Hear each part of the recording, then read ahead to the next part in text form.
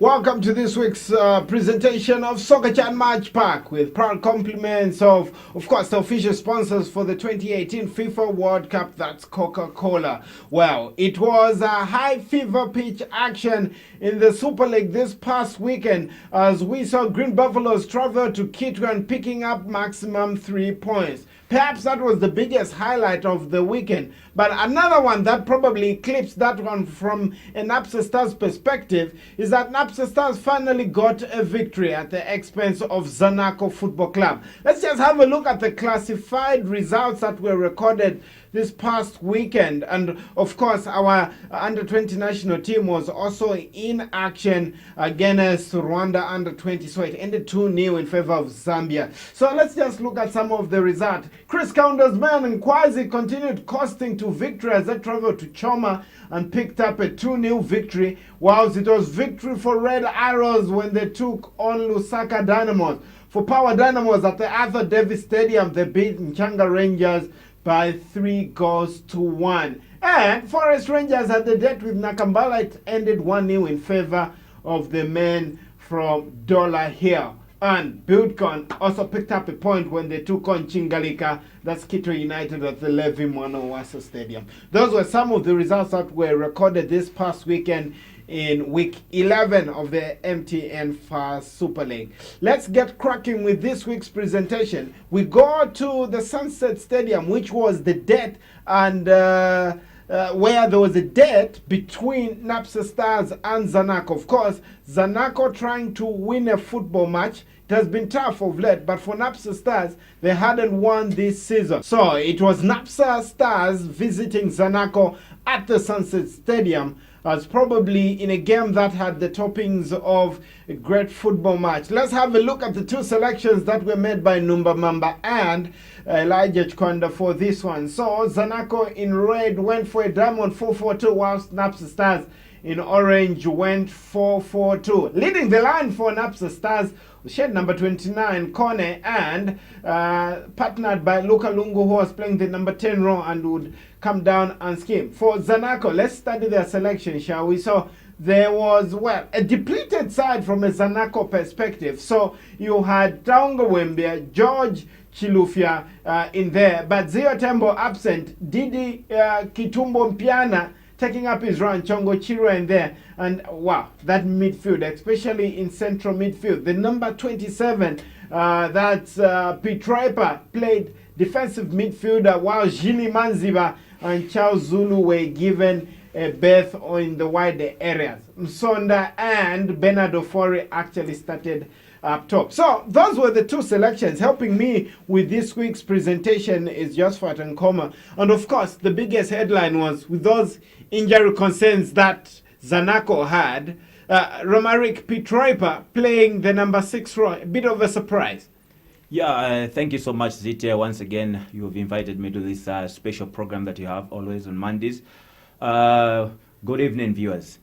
Quite a change, a side that I was completely, it's a different face for Zanaco, those that played. So I could imagine where the other guys were when I saw the lineup for Zanaco. Yeah, probably injury concerns and, of course, not having a clean bill of health. So after dealing with the selections, let's get into the play tectonics of that match. Let's begin off with Napsa Stars. They won this game by 2-1. And of course, they drew first blood courtesy of a Luka Lungu strike. So let's just have a look at Napsa Stars in attack as we begin to evaluate what tactics actually gave them their first win of the season. So you had a situation where the back four would generally be sitting, and you have a subtle medium press by 3 Zanaco players, in principle Charles Zulu, Kennedy Msonda, and Bernard Ofori, the shirt number 26.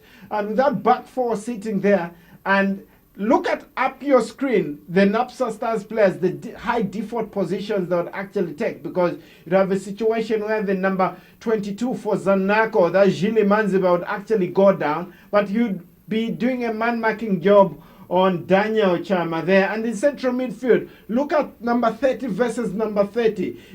You've got Sulimanu versus Simon Nkata, and number 27, Pitroipa, versus Luka Lungu, who's actually come short to actually try to receive the ball in between the lines. And look at the tactical behavior of the number 9. That's Jean for Napsa Stars. He actually comes to play in the half space. And right there, the dilemma for Taonga Wembia is that if he tucks in, he leaves space on the other side. And perhaps it could be a calculated risk, more so that Napsa Stars, if you look at that configuration, on average, we're hooking the ball forward, trying to get the players in the opposition half and try to, well, break Zanaco from that vantage point. What are your feelings about, number one, the tactical behavior of Jean, the number 9? And, of course, we hardly saw Mkandawire, the shirt number 3, going up playing left back for Napsa. Yeah, Zite, I think, Napsa were looking eagerly for that first win. They were playing a team that was good in the flanks, Zanaco, most of the times, we know them playing, they are very good in the flanks. We could see even on the standing of Napsa, the way they were attacking. We could see that, like already you are saying, that Taonga Wembia was deep down, was not moving forward, leaving space for even this guy, to actually tuck in. Yeah, so I could see, even in the attack there, you could see that most of the times Napsa, they are more in attack. They are more in attack, especially starting from number 8, coming forward, they are all in attack, leaving the back 4 waiting for those balls, because knowing that they were not moving forward. You could see that they were all standing back, watching their strikers, their midfielders attacking in the area of Zanaco, hoping that maybe if they could be an issue of counter-attacks. You see, Zanaco are good in counter-attack. That's why we could see most of the attack, most of the players for Napsa were more congested moving into the 18-yard zone. All right, probably trying to stop Zanaco from starting an orchestrating play. But right there, if you look at the back 4 sitting for Napsa Stars, and I'm just remembering, these were the same Chikonda tactics we're seemingly seeing at Nkwazi, because he doesn't, well, give the fullbacks a lot of rain to go forward that much? Or was it out of respect for Zanaco that, well, this is Zanaco, it's a special case? Because in other games, we've seen Mkandawire go up, we've seen Alex Mwamba go up, but we're just thinking, was it a sign of respect for the opposition they were facing on the day? Yes, I think even Elijah, when they were going to sunset, he knew that these guys are always attack. They have got power in the wings. That's why I think he must have told his defenders not to be more of attack. You see what I mean? Because Zanaco, when they get the ball, they will be throwing those balls in their wings. That's why we could see that most of the time when they were attacking, they were very cautious. The defense was very cautious, not moving forward, knowing that Zanaco are good in the flanks. So I think that was the actual pep talk that I think Elijah gave his side. All right. So if you just look at that attack once more on the Napsa Stars perspective, you have a situation where that man, the shade number 9, is getting the ball there, but apparently he's not even really the principal target of the back 4 who are hooking the ball forward. They're still trying to get the number 29 Kone. They're trying to get number 10 Luka Lungo. They're trying to get Simon Mkata, and I'm just thinking right there, if you give the ball to Jean, in that case, in the half space, you'll probably have a little bit more space and time, because he's not really being man-marked by Taonga Wembe. In fact, if you look at the whole script, he's the only one who has eluded the attention of the Zanaco defenders. Probably that was Elijah Chikwanda's plan. Very clever, but seemingly the passing from the back wasn't targeting him. What do we say about that one? I think even I could see that Jean was not more of a number 11. Most of the times, if Napsa have the ball, he would run away from Taonga Wembe. He's coming in midfield to make more numbers in the midfield. You see what I mean, Sid? They wanted to consolidate more in the midfield, because sometimes Zanaco, they are stronger in the midfield. So they said, no, this time we're not going to use the wing. Every time we have the ball, when he has the ball, he has to be going inside. He goes inside. But surprisingly enough, Zita, is that when he goes inside, you could see even the Mkandawire is not moving forward. This is what I've already said, that he must have told his defenders that you need to be very conscious. Could he be thinking about Charles Zulu right there? If I go up, he's got pace. And yeah, he can skim him. Mkandawire is quick, but anybody would respect the speed of Charles Zulu now. You could see. I think even Numba, most of the times he will tell Zulu that they use Zulu when he's good with the ball. When he has the ball, he's got pace. That's what we could see even in their strategy there. We could see that even when Napsa is attacking, you'd find that Zulu is not more of defensive. He will be standing maybe near the center line, hoping that when they get the ball, they will be using that. I think that was the tactic. When they get the ball, they will use Zulu. Zulu was not more in the defensive. He was not more on the defensive. He was more on attack. Let's talk about Zanaco and one little variable in terms of when they didn't have the ball. When Napsa Stars had the ball, you'd actually see a situation where, in that case, everybody is man marking, but the press there is 3 versus 4. And maybe they were not very comfortable. Would Zanaco be disappointed that we didn't press Napsa Stars because they were voluntarily hooking the ball forward, and not that Bernardo Fori, Msonda, and Charles Zulu put them under real pressure. Julie Manziba as well, you can add him to that script. They were failing to, put enough pressure in 1v1 situations, because you'd have a situation where Zanaco commit with 4 versus a back 4. They have to be hooking the ball hurriedly. I think on that one, Ziti, even when the game started, Zanaco had it in mind that maybe these guys at the bottom, they are coming from, they haven't won games. You see, sometimes, it's sometimes some games you die like that when you underlate, these guys are coming from losses. This guy, Zanaco is a big team, and losing Zanaco at home, it's hectic. They can't be losing games at home. And Zanaco. So playing Napsa, I think mentally it disturbed them. All right, so playing Napsa Stars that were looking for the first win was definitely going to be hard work at the office. After the break, we begin to dissect the attack for Zanaco that only yielded 1 goal, courtesy of Maisha Chavda, who came off the bench to get that goal for Zanaco. But of course, the heartbreaker was Alex Mwamba from a Zanaco perspective. But absolute darling in the eyes of Shkwandas, he managed to score that goal that made it 2-1. So let's begin to look at Zanaco in attack. Of course, the home side, the team that finished second last year in the MTN Fire Super League. So here's what Zanaco's attacking ingredients going forward were. So you'd have a situation where, from a deep position, Kennedy Msonda, the number 9, and Bernard Ufori, the number 26, would actually run into the box and create 1v1 situations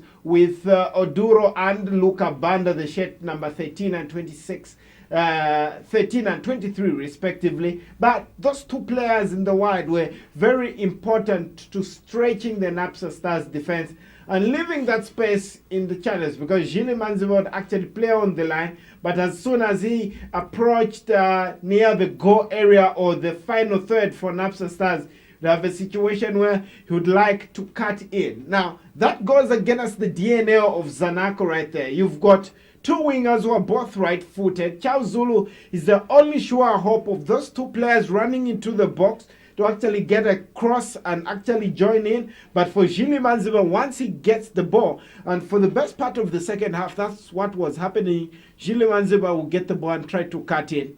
Natural instinct, he's right-footed. So perhaps understandable, but what do you now say to those 2 players tactically where they're running into the box and Gilles Manziba is cutting, and he didn't really have enough space to actually get shots on goal, because as soon as he cuts in, here comes Chapa, the defensive midfielder for Napsa Stars, who would actually be occupying that zone. So very difficult again. So again, it seemingly goes against the Zanaco DNA. Maybe he should be looking for a typical left-footed winger, typical right-footed winger, and probably try to see if he can get goals like that. Yeah, on that one, Zite, it was a good strategy. You could see even some teams. We watch teams whereby you find a coach who put a left footer plays 7, then you put a right footer. A left footer will be playing number 7.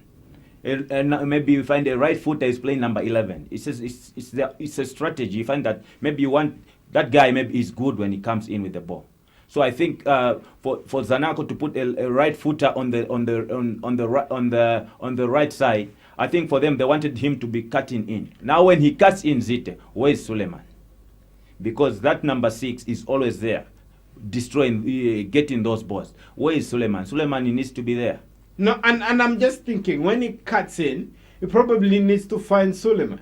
Yes. But he is not finding Suleiman because Suleiman is the speed of the attack has overwhelmed him. Is that Julie Manziva is going up the pitch, and yeah, very difficult. But how do you fix that? How do you begin to play?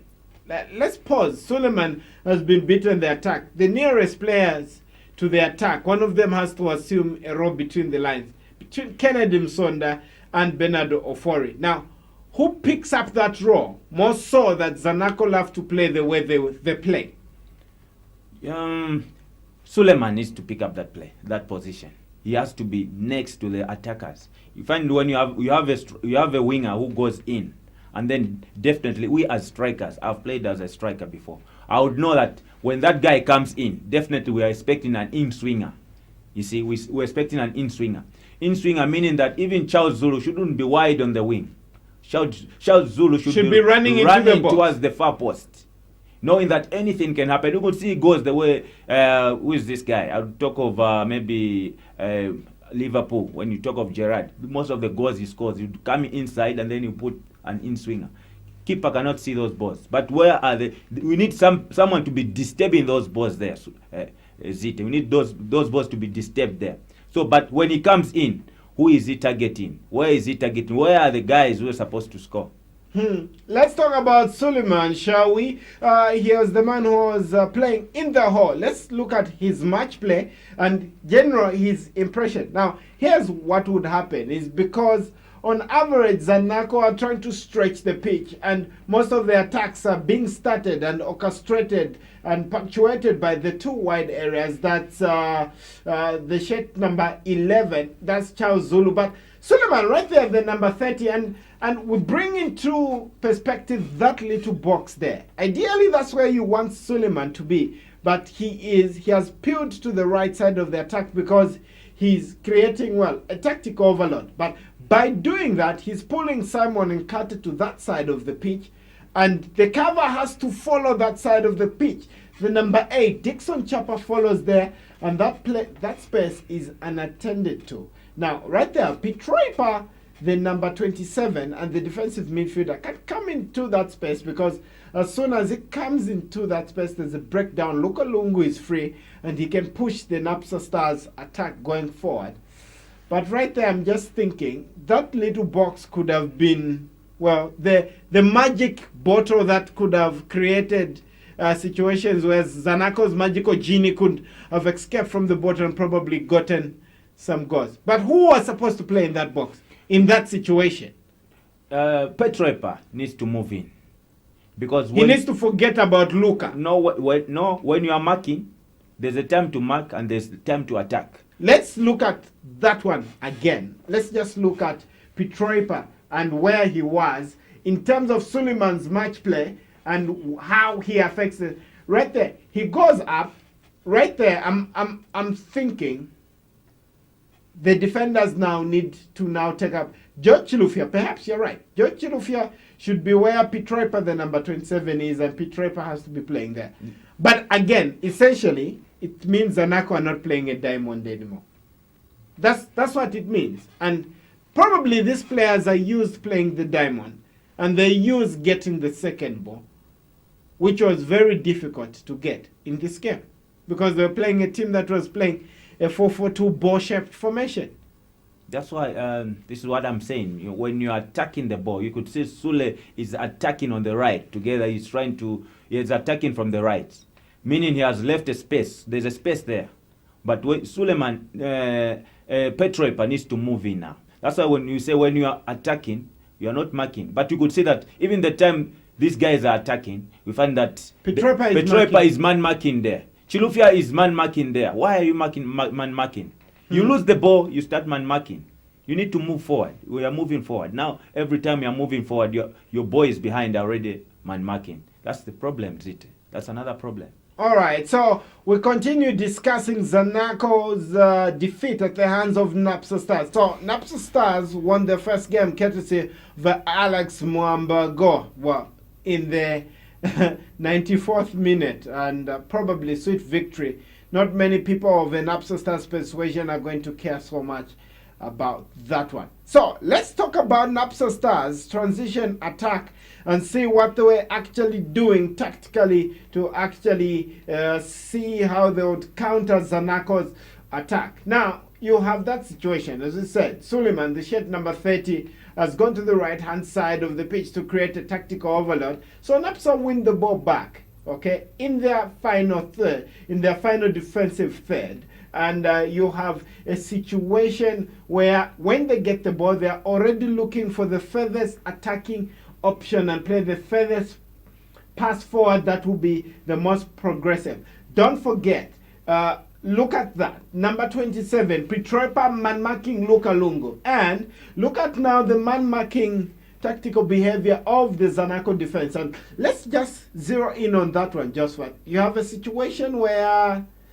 George Chilufya is supposed to be playing right next to Taonga Wembia, so meaning he should be checking for things that are on the right hand side, covering Taonga and playing in his position. Now he is man marking the Napsa Stars center forward, who's actually made that diagonal run coming down the pitch, and he's taken him to the left side of the pitch. Now you pause there. Didi Kitumbo Mpiana there, the shirt number 13, is actually, well, helping man mark. Chongo Chira is also on that side of the pitch.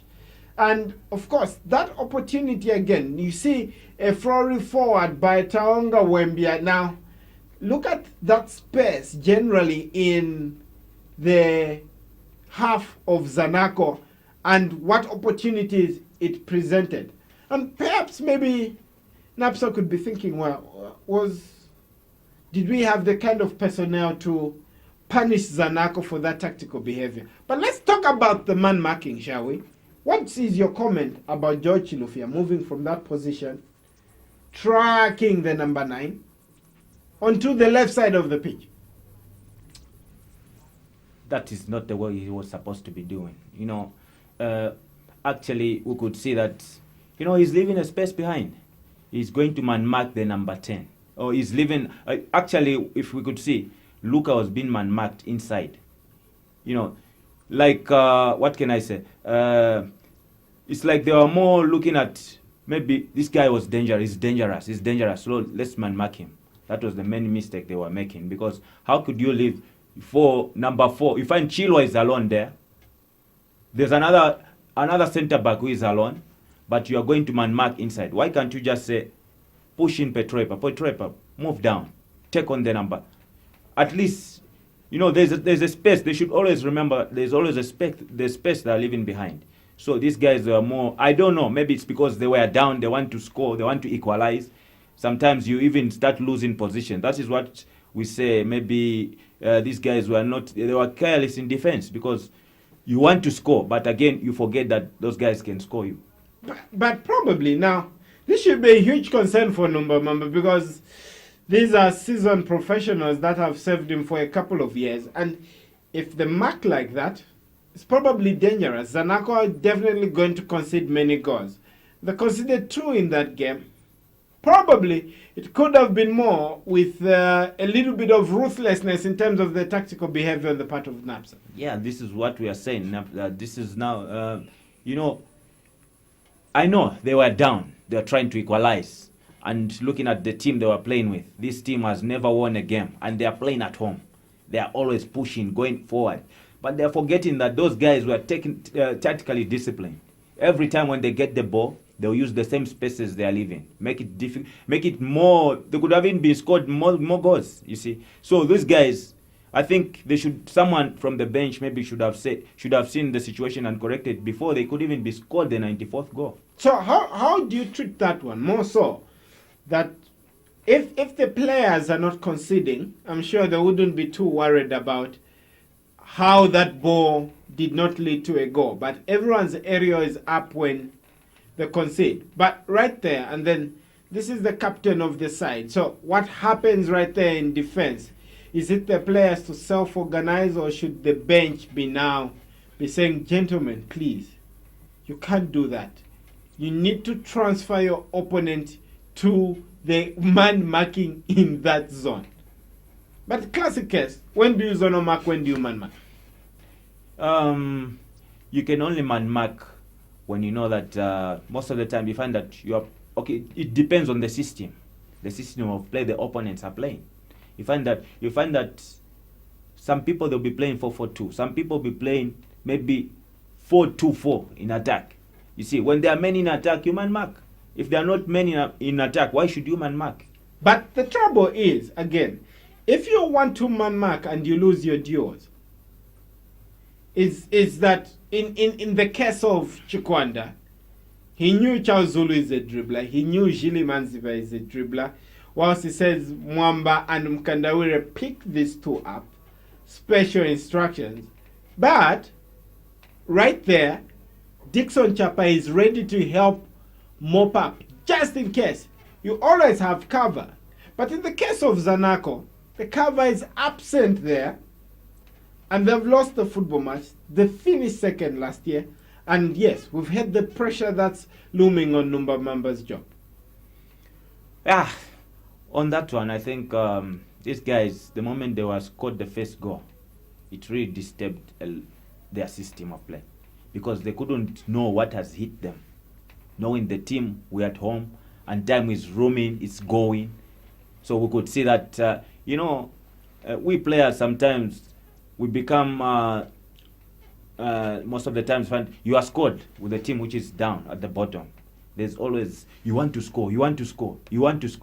End of the day, you make mistake. But Zanaco is a big team with experienced players, whereby even if a team is leading 1-0, I think they shouldn't have any problems, like maybe to equalize and score, especially when they're playing at home. So Maisha Shabda actually came off the bench to actually score that goal. And, well, direct routine football proved to be, well, very rewarding for Chikwanda as he picked up his first victory. And, of course, they take on Power Dynamos up next, your former side, Josephat. How do you think that one will pan out? Bearing in mind that Kelvin Kaindu's men actually won 3-1 over the weekend against a very tough Nchanga Rangers side. This game is going to be a cracker, knowing that they're all coming from win. Everyone has won. Power has just beaten Nchanga Rangers, and Zanaco has just lost to Napsa. And this time I know it has given Napsa a lot of hope that they have something to prove this season. And think Power Dynamos, they know that it won't be easy, so they need to come with that. If they come up saying, no, it was a fluke, they're going to cry it. But talking about Zanaco, just a little bit in reverse, should they really be worried about that 2-1 loss? Or maybe when Napsa starts that good on the day that, the Zanaco players can tell themselves, okay, we just lost to a team that played better than us, they're probably luckier or something like that? No, not really, is it? If we look at where Zanaco is coming from, they have played how many games? They are not winning games, meaning there should be something wrong, which they need to clear fast. It wasn't a fluke. Sometimes you look where you're coming from. If you haven't prepared well for that game, you lose. But we are looking at Zanaco being top contenders in the Zambian league. So they need to look where they're coming from. Things are not happening. So they need to scrutinize very fast and quick and know where are we going wrong. It's never too late for Zanaco. Probably never too late, but let's just talk about the psyche. You've won the Super League a couple of times. You've played for teams that are always chasing the title. What do you think should be said to the Zanaco players right now? Is there hope at the end of the tunnel? Or is this season officially a crisis for Zanaco? Out of the Champions League, went down to the Confederations Cup, beaten by Raja Casablanca, and now things are going pear-shaped in the league. This is what I've said. They need to look back and see what made them win. Maybe they're not doing what has made them win the games. So they need to go back. It's never too late. The league it's now 11 games. It's never too late. They can come up and achieve what they want to win, what they want to win this season. But they need to look back and see where have we gone wrong. What is the problem? Let's just talk about one possible problem is that somebody at Zanaco, maybe the coaches, maybe someone else could be thinking, this situation is not normal. Zanaco used to winning games. And I'm sure the temptation to think that some players may not be playing for Numba could be high. Is it a real possibility? Is it something that Numba needs to go and manage? And what happens when you go to the training ground? Because I'm sure the coach is not happy, but what's the best way to deal with a team that is not winning, but you want them to win? You want them to put in a shift for you? He needs to go and talk to the players. Individual as a group, how does it work? You just talk to the whole team. If at all he wants, he can even bring 5, 6 senior players. Sit them down and talk. There might be a problem that the coach doesn't know. Sometimes we players, we fight in the ground. We speak bad words one another, but the coach cannot know. It's time he brings in maybe 6, 7 senior players, bring them together, find what is wrong, what has gone wrong. Maybe from there he's going to know where he's going to start from. So the Zio Tembo missing out, and some of the players, and they've got a lot of them. Stafadzo Rusike, of course, was missing. Could that be the missing link, or there is a problem whether or not those players are there? Because yes, Zanaco has struggled even with those players when they're around. Everyone at the end of the month gets paid. That's how it is. When you are playing, you know that this is work. This is where we feed our families. So it's time everyone in the team knows that when you are losing Zite, your job is at stake. It's not for the coach, it's not for the players, it's for everyone. But player mentality would probably think that it's the coach's job at stake, not mine. My contract is secure. We've heard that players have got the power to make a coach leave the club. On that one, Zite, Zambian league has become professional now. Zambian league has become professional. When you are doing fine, everyone knows this guy is doing fine. When the coach is doing fine, everyone will know that the coach is doing fine. So it's up to them to rise up from the ashes. I know they can do better. But I've seen of late Zanaco team changing. I don't know what is happening to those players. There's the Felix Nyaindes who's been scoring. I don't know what is happening, if it's the performance, if whatever it is, it could be. He needs to revive those players, bring them together. Yeah, probably seasoned operators that Zanaco actually has.